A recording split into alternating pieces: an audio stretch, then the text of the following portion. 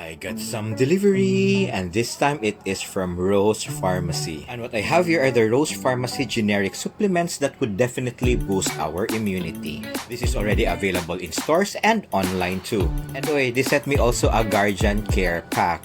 And now let's see on sa mga supplements nga ilang available karon. Okay, so they have the Mangosteen plus Malunggay. Wow.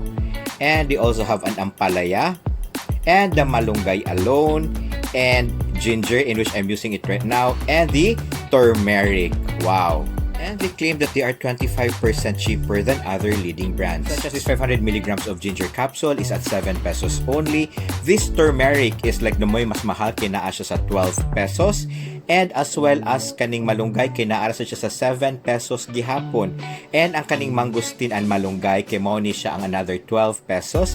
And lastly, ang kaning ampalaya is also at 7 pesos only. And these supplements are already available in Rose Pharmacy nearest you or online. Just visit www.rosepharmacy.com. And again, these are supplements and not for treatment. So let us continue to stay safe, eat healthy, and just keep smiling. Bye-bye!